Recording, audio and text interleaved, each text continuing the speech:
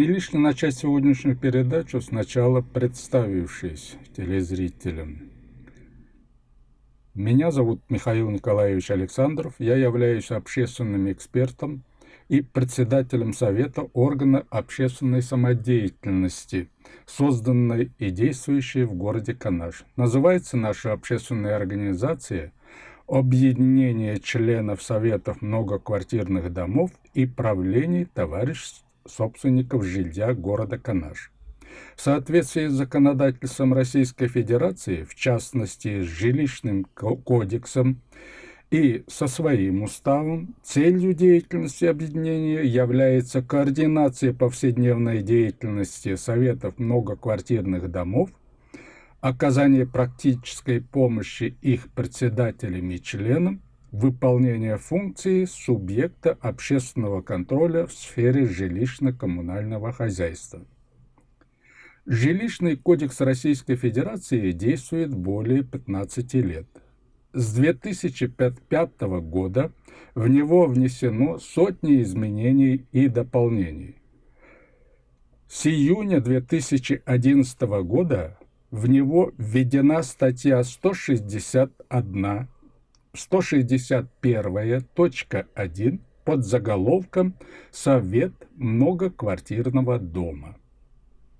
Избрание Совета многоквартирного дома с этого времени является не правом, а обязанностью собственников помещений в многоквартирных домах, если в многоквартирном доме не создано товарищество собственников жилья, либо данный дом не управляется жилищным кооперативом или иным специализированным потребительским кооперативом, и при этом в данном доме более чем 4 квартиры. Таких домов в нашем городе более 340. Частью второй этой статьи установлено, что при условии, если в течение календарного года решение об избрании Совета многоквартирного дома собственниками помещения в нем не принято или соответствующее решение не реализовано, орган местного самоуправления в трехмесячный срок созывает общее собрание собственников помещений в многоквартирном доме, в повестку дня которого включаются вопросы об избрании в данном доме Совета многоквартирного дома, в том числе председателя Совета данного дома, или о создании в данном доме товарищества собственников жилья.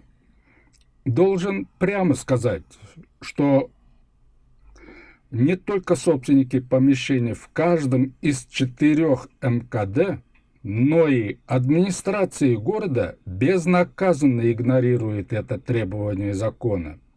Более чем в 80 домах Советы многоквартирного дома вообще не избраны. Не замечают длящегося нарушения жилищного кодекса и органы надзора Государственной жилищной инспекции Чувашской Республики и Канашская межрайонная прокуратура. Не менее чем в 30 многоквартирных домах в составы Совета дома избраны лица, являющиеся не собственниками помещений, а нанимателями помещений в соответствующем доме. Это тоже очевидное нарушение жилищного кодекса. Более того, имеются многочисленные факты избрания председателем Совета многоквартирного дома собственника помещения, не являющегося неизбранного общим собранием собственников помещений членом Совета, ни в одном доме в городе председателем Совета избран наниматель помещения в МКД. По этим причинам более чем в 100 многоквартирных домах нет постоянно действующего выборного органа, который контролирует выполнение решения общего собрания собственников помещений многоквартирного дома, выносит на обсуждение общим собранием предложение о порядке пользования общим имуществом в многоквартирном доме, в том числе придомовой территории, о порядке планирования и организации работ по содержанию и ремонту общего имущества в многоквартирном доме, о порядке обсуждения условий договора управления многоквартирным домом и проектов договоров, заключаемых собственниками помещений в данном доме в отношении общего имущества в данном доме и предоставления коммунальных услуг. В таких домах собственники помещений сами лишают себя возможности осуществления повседневного контроля за оказанием услуг или выполнением работ по управлению многоквартирным домом, содержанию и ремонту общего имущества в многоквартирном доме и за качеством предоставляемых коммунальных услуг собственникам жилых и нежилых помещений в многоквартирном доме и пользователям таких помещений, в том числе помещений, входящих в состав общего имущества в данном доме.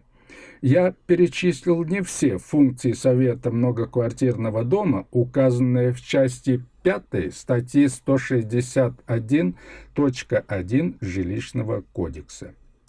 Отсутствие Совета многоквартирного дома явно не в интересах собственников и пользователей помещений в МКД, но вполне устраивает как управляющие организации, так и администрации города в лице отдела жилищно-коммунального хозяйства и сектора муниципального жилищного контроля.